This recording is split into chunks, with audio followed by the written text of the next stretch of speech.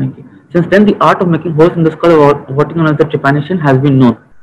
Various skulls have been found across the world, in Europe and in Asia also, and in India also, which have shown multiple holes in the skull.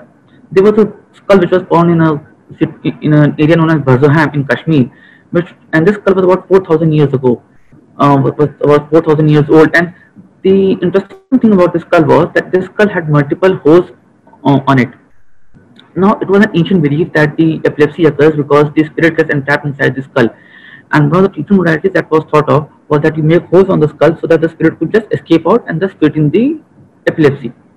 Now, this particular skull had about 10 to 11 holes, and some were completely healed, some were partially healed, and some were completely unhealed, indicating that this person might have had these burr holes made over different ages of his life. And perhaps this would have been the earliest case of epilepsy surgery.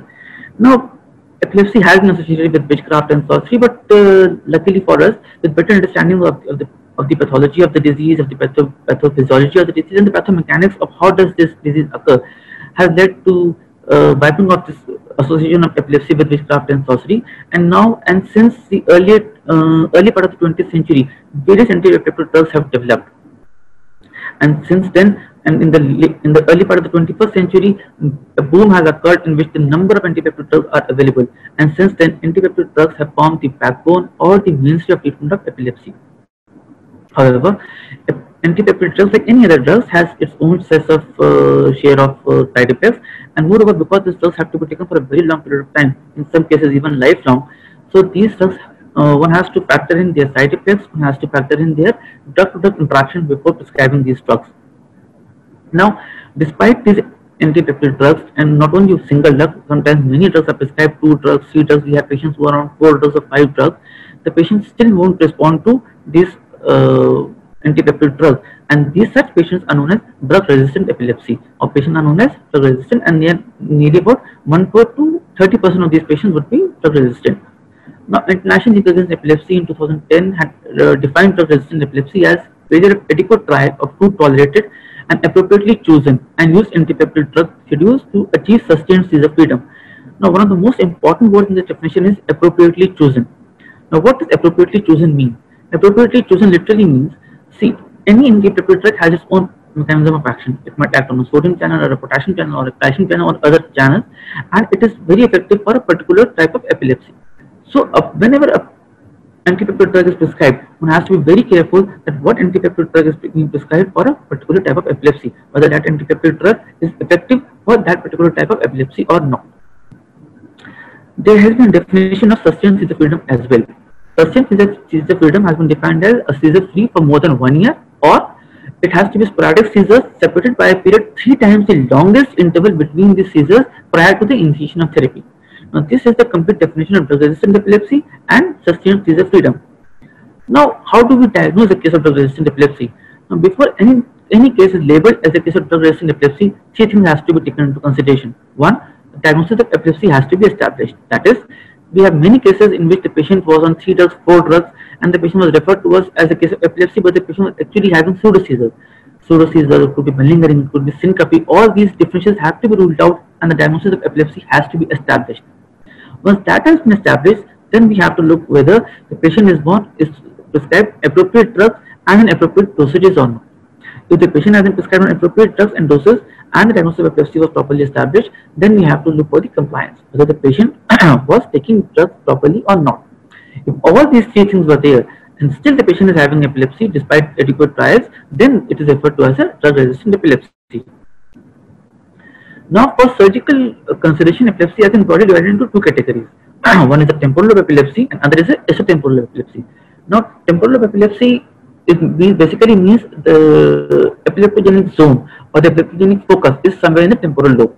So, this has a higher incidence. This is much more commonly encountered. It has a better surgical outcome, and the classical example is the medial temporal sclerosis. Extratemporal lobe epilepsy, as the name suggests, means the epileptic focus or the epileptic onset or the epileptic zone is somewhere outside the temporal lobe. It could be in the frontal lobe, it could be in the parietal lobe, it could be anywhere else, but not the temporal lobe. It is less common, it is more difficult to evaluate, and surgical outcome is not as good as in patients who have temporal lobe epilepsy. And the classical example is the focal cortical dysplasia in the temporal lobe. Now, there was a landmark paper which was published in NEGM in 2001, and the author Vibe et al. Have actually done a randomized controlled trial in patients who had temporal lobe epilepsy, and they saw that nearly 58% of the patients who were in the surgical group was seizure free, as compared to only 8% of patients who were in the medical group, thus conclusively proving that at least for temporal lobe epilepsy, surgical treatment is far better. There was a recent paper which was published in NEGM by uh, in which pediatric epilepsy was taken and a randomized controlled trial was done, and there also by Dwivedi et al. It was there also they had come to the conclusion that surgery is far better than medical management alone. Now, if a patient is to be taken up for epilepsy surgery, a thorough preoperative evaluation has to be there, and it can be broadly divided into two categories: non-invasive investigations and invasive investigations. In majority of the patients, nearly about 80-85% of the patients, non-invasive modalities are usually sufficient. In the remaining 10 to 15 or 20% of patients, we might require invasive modalities. So once a patient of seizure comes to us or epilepsy comes to us, a detailed history is definitely a must, and the importance we shall see in subsequent slides, followed by EEG, a long-term EEG, an MRI which has to be done under strict epilepsy protocol, and a neuropsychological evaluation is performed. Now, history has its own importance in every disease, and epilepsy is no different from that. It is very important that we take a thorough history of the seizure. Apart from other things, a detailed history of the seizure has to be taken, and this has to be done in four aspects: the premonitory symptoms, the ictal onset or the aura, the ictal phase, and the post-ictal phase, as each phase of them or each stages of this seizure are very important. Apart from that, what are the precipitating factors, whether it is associated with some particular things like sleep, that all has to be taken. Now, not only that, we have to also find whether what is the type of seizure, whether it is a generalized seizure, whether it is a focal seizure, if it is a focal, that is a focal aware seizure, focal unaware seizure, what is the type of seizure that has to be described. Secondly, perhaps the most important thing is that the first event or the warning sign, sometimes the aura or the premonitory symptoms are very important, because these symptoms have localizing values. These symptoms could be in the form of automatism, could be motor or sensory symptoms, could be language, could be autonomic, could be anything. But these are extremely important, and these are often neglected. But these are very important too, because they help us in localizing. Apart from that, whether the patient had loss of awareness, whether what is the duration of seizure, whether the patient has any post-ictal confusion, and deficit that the patient develops post-operatively has to be taken into consideration. Now, why is it important to have a detailed history? Because history is initial marker, is the initial pointer towards the lobe involved. Every lobe in the brain will produce a different kind of seizure in a classical fashion. For instance, the frontal lobe seizure usually will be frequent, will be short lasting. They usually have a short post-ictal confusion, as compared to temporal lobe seizure, classically speaking, would have automatism, would be a longer duration seizures, and would have a prolonged post-ictal confusion. So only by history also we can localize to a large extent whether this is the disease arising from the frontal lobe or a temporal lobe or a parietal lobe or a occipital lobe. Now, EEG is a basic investigation that needs to be done in almost all patients of epilepsy. This is basically recording the electrical activity of the brain with electrodes on the scalp. A classical 10-20 system is used. I'm not going into the details of what it is, but X-ray electrodes can be placed depending upon the history. If we think that the temporal lobe is more affected or the frontal lobe is more affected, then we can place specific electrodes onto that region of the scalp. If only one EEG is done, then the yield is only 30 to 50%. But if multiple EEGs is done, then the yield might increase to 60 to 90% by the fourth EEG. But EEG has its own sets of limitations. The intraepileptic discharges can be better picked up if it is done within 24 hours of seizure. Moreover, the intraepileptic discharges might actually be altered by the antiepileptic drugs. If it is a small lesion, if it is a deep-seated lesion, or if the seizures are far apart, then it might be very difficult to pick up the interictal epileptiform discharges. Now, to circumvent these problems, people have come up with video EEG or long-term continuous video EEG monitoring. Now, we admit the patient for approximately for 3 to 4 days, sometimes as much as 7 days, and sequentially the antiepileptic drugs are tapered off, and then we wait for the seizure to occur. Whenever the seizure occurs, the video recording as well as the video recording of the patient as well as the recording of the EEG is done simultaneously, so that we can point out that where is the pathology. Apart from that, neuropsychological testing is very important, not only because of prognosticating, but also it helps us to localize as well. Now, it has been seen that normally 80% of these patients will have some amount of cognitive impairment, although a plethora of tests are there. Neuropsychological testing is very important, especially in children, because with each seizure they might develop some amount of neuropsychological deterioration. As I mentioned, there are various questionnaires that have been developed to test different domains, but the commonly tested domains are the memory, the language, executive functions, the visual spatial functions. Now coming to the MRI brain, or the which is done in the epilepsy protocol, is a very important investigation for any patient who is planned for epilepsy surgery.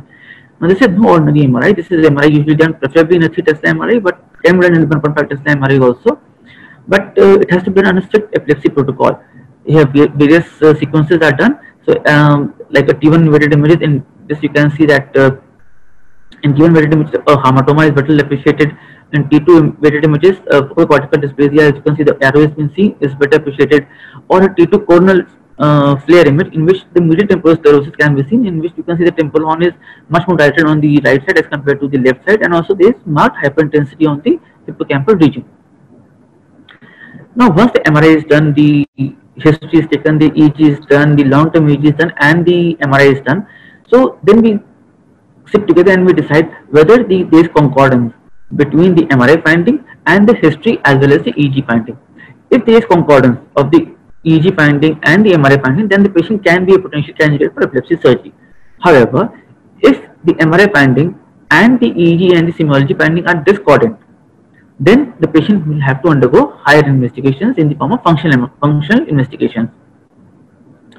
There are a few cases in which the MRI might be absolutely normal, which are known as MRI normal or MRI negative drug-resistant epilepsy. In such cases also, further functional neuroimaging procedures will be needed. And these are commonly SPECT or PET scans. However, occasionally MEG scans will also be needed. Now, SPECT, that is the single photon emission CT scan, is actually done in 2 phases, which is an ictal and an intraictal setup. It basically detects the hyperperfusion. Now, the ictal SPECT is logistically slightly, one has to be very cautious, because the injection of the dye has to be within 30 to 40 seconds of the onset of seizure, and the SPECT scan has to be done ideally within 4 to 6 hours of the onset of seizure.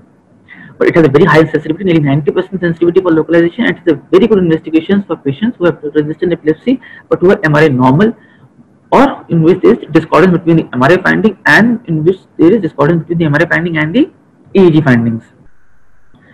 Similarly, there is another investigation, that is the PET scan, that is the positron emission tomography.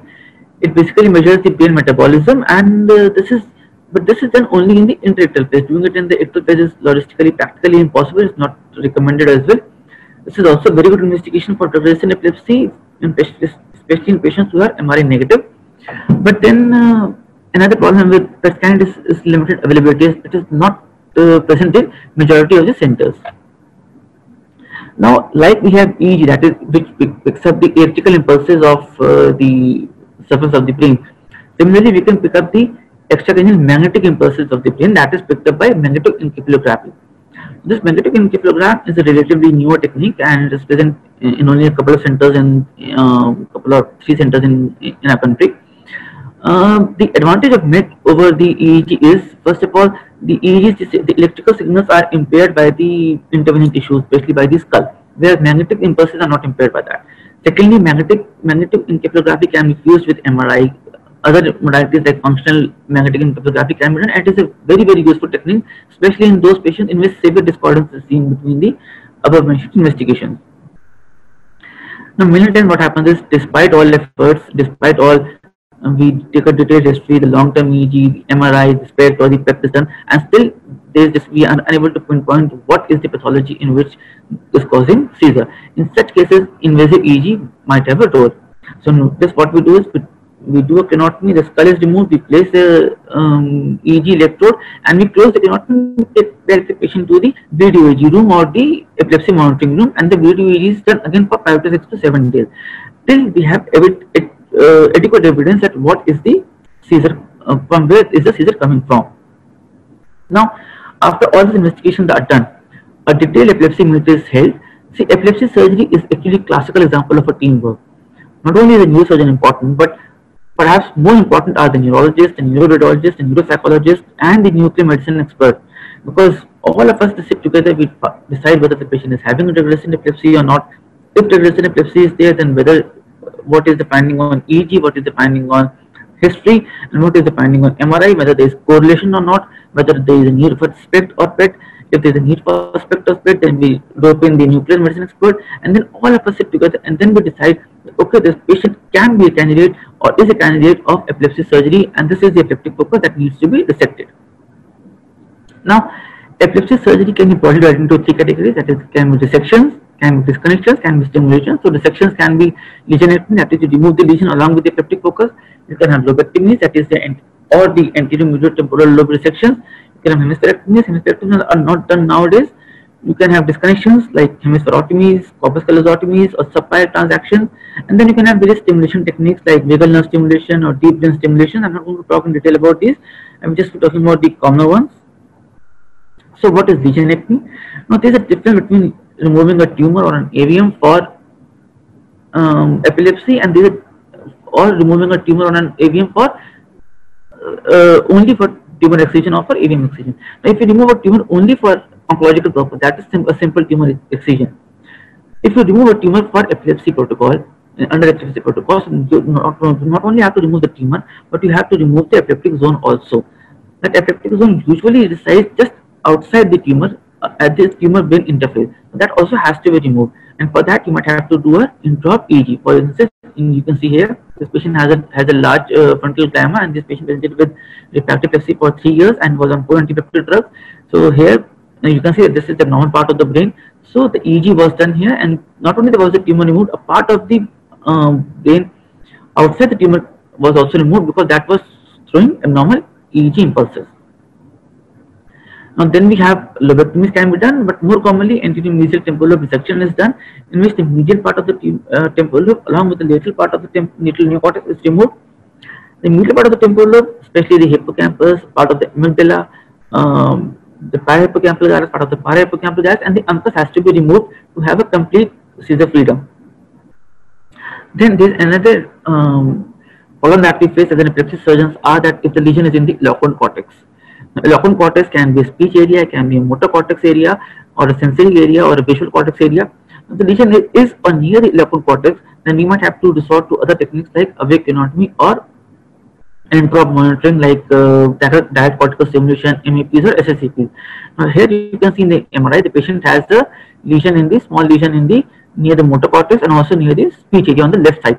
Now for this patient, we went ahead with an awake tenotomy and did an intra-op EEG so that the tumor can be resected along with preservation of the speech and as well as the motor deficit. So the patient in the postoperative period had no motor deficit, had slight amount of scarring for about 4 to 5 days, which is resolved, and now the patient is in 1.5 years follow-up, is off any antipeptide drugs, and the patient is completely cured.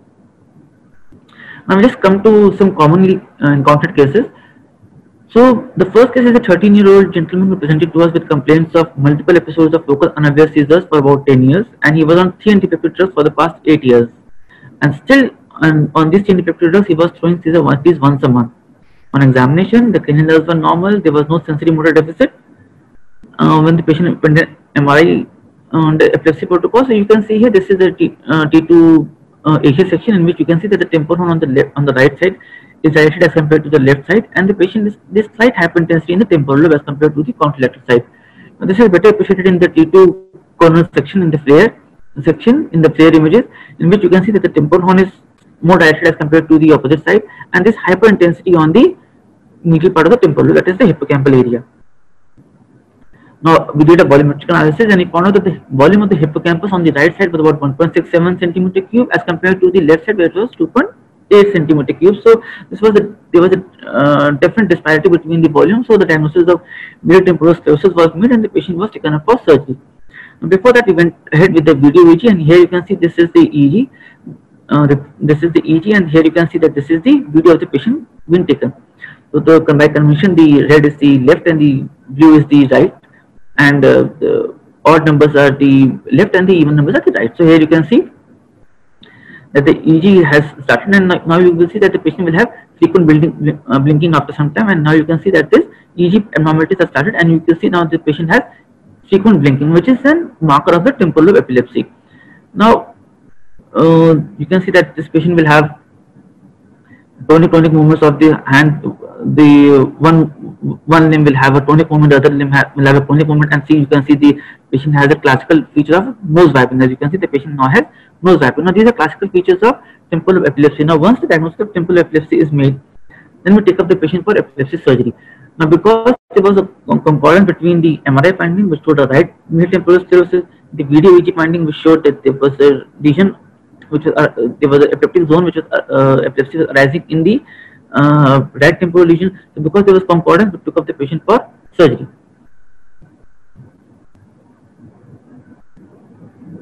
So here you can see this is the right frontal lobe, this is the right temporal lobe, this is the ciliary fissure. We did an intra EEG, and then we had we are placing an incision on the biomatter. And the basic principle is that initially what we do is we take out the lateral neocortex of the temporal lobe.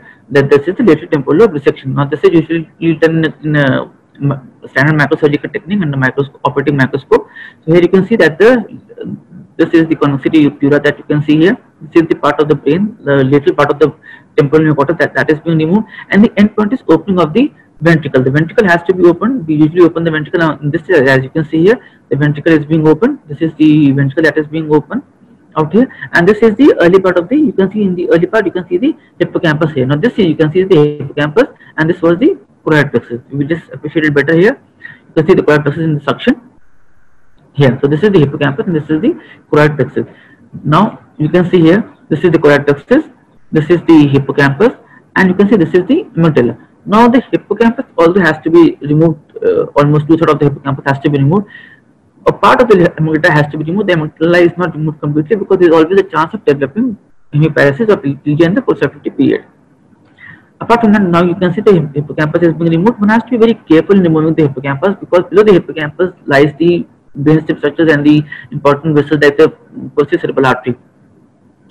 Now, one good thing about the middle temporal sclerosis is that as the sclerosis increases, the hippocampus becomes slightly more firm, and so taking it out becomes slightly more easier as compared to a normal hippocampus. We should try to remove the hippocampus in toto as we are doing here, and the technique is basically you have to remain subpial. That is, you don't have to breach the pia. As you can see here, the pia here is completely preserved.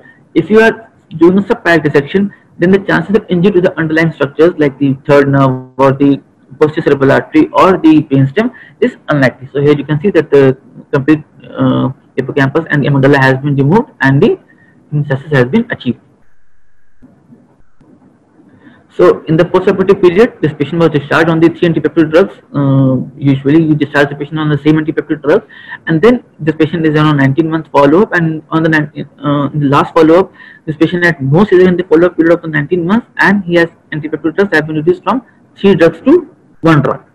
And we did a neurosaccharical evaluation. There is no cross difference in high mental function, and the biopsy has come out to be a mesial temporal sclerosis.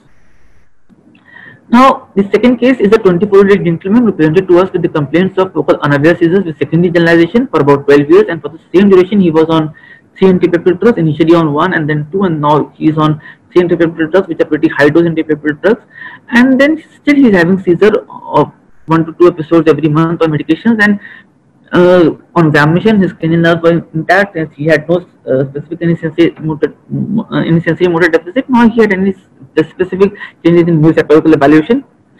So this on examination on the MRI was done. Here you can see that there is a cavernoma in the right anterior part of the frontal lobe on T2 images, and they can better appreciate it on the T2 flare. This patient underwent a routine EEG in which the abnormal spikes, the abnormal EEG findings were localized to the frontal region. Now, for the sake of understanding, we just flipped over the image. So this is, we are looking from the top. So this is the right side, this is the left side. So after flipping the image, this is the area of the brain which is the showing the abnormal epileptic discharges. So that was corresponding with the EEG findings. So we decided to take up the patient for epilepsy surgery. Now in this case, we did an intra EEG. The grid electrode was used. That is 4x5 grid electrode was used, and we found out that the abnormal electrical impulses were coming from the area of the cavernoma itself. So the part of the cavernoma and part surrounding part of the hemocysteine ring was also removed, and the EEG got improved. So there was no seizure episode after surgery, and almost about 9 months have passed after the surgery, and we are still planning to taper off the antipeptide drug. The histopathology has come out to be cavernoma, and the patient is absolutely seizure free. This is the third case. This is a 22-year-old gentleman who presented to us with focal seizure with secondary generalization for 8 years, and he was not responding to 3 antipeptide drugs. Frequency was about more than 2 episodes of seizures per week. Despite increasing the antipeptide drugs, the patient's seizure was not being controlled. The patient had no neurological deficit, and ictal and intellectual VDVG was there. It was localizing the lesion to the right frontal lobe. So here you can see after the craniotomy has been done, this is the lesion. Now, interesting thing in this lesion was that although the lesion was here, the epileptic zone was slightly away from here, about a centimeter or so. It was away from the lesion. So the lesion was here, but the epileptic zone or the abnormal discharges were coming from a region slightly away from the tumor. So it is very important when you're performing an epileptic surgery for epilepsy, that do a proper intra-op EEG, and interpretation of the intra-op EEG is very, very important, because these patients, even after removal of the tumor, the patient might not respond to seizure. So in the postoperative patient, the patient had no neurological deficit. About an year or so has passed since the follow-up, and there is no episode of seizure. However, we have kept the patient on the same antipeptide drug. We are planning to taper the antipeptide drug. Normally, we plan to for temporal epilepsy, we plan to taper the drug after about 6 months to 9 months of surgery, and for extratemporal epilepsy, we wait for 1-2.5 years at least to taper down the antipeptide drug, and then we start tapering down the antipeptide drug. The histopathology is chemotherapy disc endoplasty neuroepithelial tumor. Now, this is another interesting case. This is a child, about 9-year-old child, who was a known case of Joubert syndrome, and he had history of uncontrollable laughter, as you can see here on the screen. And the patient used to throw such episodes, 5 to 6 episodes per day. Apart from that, he also had mental retardation and hypertonia of the upper limb and lower limb, and he had difficulty in walking along with polydactyly. A preoperative EEG, there was diffuse abnormalities were seen, but otherwise it was normal. So an MRI was done, and MRI you can see that this is a classical molar tooth appearance which is seen in the Joubert syndrome. But apart from that, surgically in speaking, this patient has a hypothalamic hamartoma. So a right supraorbital keyhole approach was planned, and a translaminar terminalis excision of the third ventricular mass was planned. This is a short video of it. So you can see we planned an endoscopic supraorbital keyhole approach. So we did a small supraorbital meta-supraorbital craniotomy, as you can see here. Then we tried to open up the cistern. Now the important thing is that we have to open up the cisterns early, so that the CSF is filled and the brain becomes lax. Sometimes what happens is we might have to increase the craniotomy size, as you can see, as you will see in this patient, because we thought that the reduction on the brain was slightly more than we were comfortable with. So we drilled the bone a little bit, the skull base was drilled a little bit more. Minimally invasive surgery anywhere in the body. A very important thing in this case, is very important that as much as bone work is done should be done, because as more bone work is done, it means more space intracranially, and it means less retraction of the brain. So after the bone work was done, so you can see the optic nerve here, you can see the olfactory tracts here.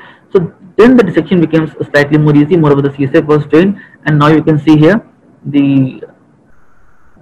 you can see the two optic nerves, you can see the anterocerebral artery. Now one has to be very careful in dissecting around here, because you have the optic nerves, you have the internal carotid artery, you have the anterocerebral artery, you have the third ventricular region is close by. So you have to be very careful in operating upon these regions. So here you can see that the lamina terminalis has been opened, and you can see the mass there.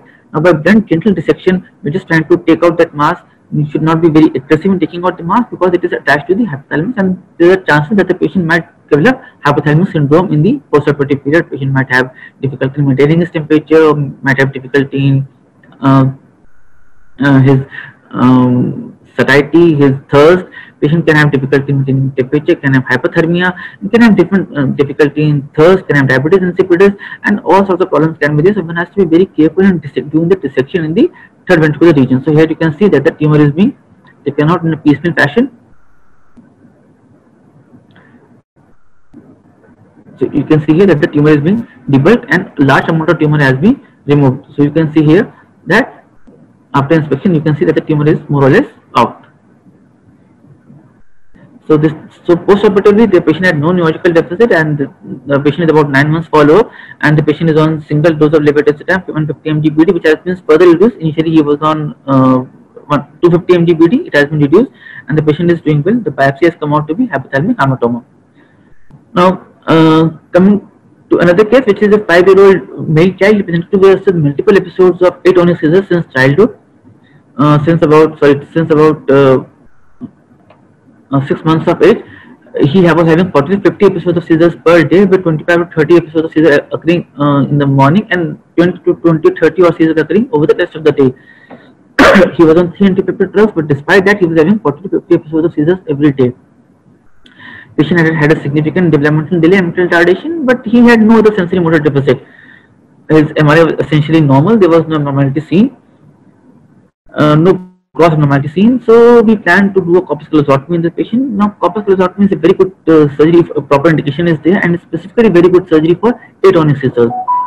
So here a horseshoe incision is made, and this is the sagittal suture. This is the corner suture. So here you can see the corpus callosatomy. Now, many times what happens is, because of repeated falls, atonic seizures patient will have repeated falls, so there is micro hemorrhages, and there is sometimes adhesion between the cingulate gyrus, the cingulate gyrus on the both the sides. So sometimes dissection in the interhemispheric region becomes slightly more difficult.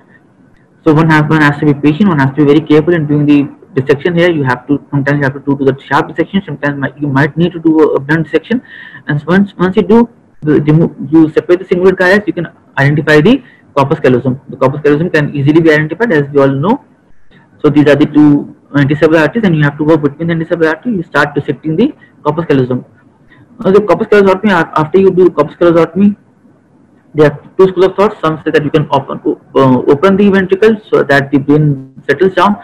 Some say that there is no need to open the ventricle. Either way, you can be doing it. So once you do the corpus callosatomy, you can see the corpus callosatomy can be of two types: anterior corpus callosatomy or the complete corpus callosatomy. So here you can see the anterior corpus callosatomy. When you do, you have to see the antecerebral artery on the underside, that is below the genu or the rostrum of the corpus callosum. So here you can see the antecerebral artery below the corpus callosum. That means that the anterior part of the corpus callosum is completely sectioned. Now once that is done, then one has to move on to the posterior aspect of the corpus callosum. That is slightly more tricky. So you have to go to the splenium, you have to go below. So there the endpoint is, one has to be careful. If you are planning not to enter into the ventricle, so you have to stay outside the ventricle. If the ventricle open, that is not such a big problem. You can just keep on dissecting till you see the posterior. You can see the great vein. Now, doing a complete corpus callosatomy has its own share of complications. Then the disconnection syndrome becomes much more prominent. In only doing an anterior corpus callosatomy, the disconnection syndromes are much less prominent. So you can see here the great veins are there. You can visualize the great veins here. So that means that the posterior corpus callosatomy is complete. So post-operatively, the morning episodes of seizure, which was about 25 to 30 episodes of seizure every day, were reduced to 2 to 3 episodes, and overall in the entirety he was having only 6 to 7 episodes of seizures per day. And the total duration, moreover, total duration of the seizure was also reduced, and according to the mother, the child became more obedient. Coming to the last case, this is the case of a 35-year-old lady who presented to us with focal seizure with secondary generalization for about 17 years, and she was on 4 antipeptide drugs. Despite that, she was having 2 to 3 episodes of seizure every week, and MRI was done at our center under epilepsy protocol. So you can see this slight dial thickening, better appreciated on the T2 weighted images, and it was diagnosed as a case of focal cortical dysplasia, and because it was close to the motor cortex, we planned awake craniotomy with intra-op EEG and direct cortical stimulation to identify the motor cortex, and then intra-op ultrasound was used to excise the lesion. Now, the take-home message is that 30% of all epilepsy patients are drug resistant, and half of these patients are potential candidates for epilepsy surgery. Early referral is very, very important, especially important in childhood epilepsy, because it has been seen that even if a single episode of seizure occurs, that can have some amount of deterioration, in the mental capability of the child. However, with the proper preoperative evaluation, one can achieve very good seizure outcome, as some of the cases that we showed, and in many cases, the success rate might be as high as 80 to 85%. And epilepsy surgery is a thorough teamwork, and the importance of neurologists, the neuroradiologists, the nuclear medicine specialists, the neuropsychologists, neuroanesthetists cannot be underplayed. And herein also comes a very important role of neuropathologist. Thank you.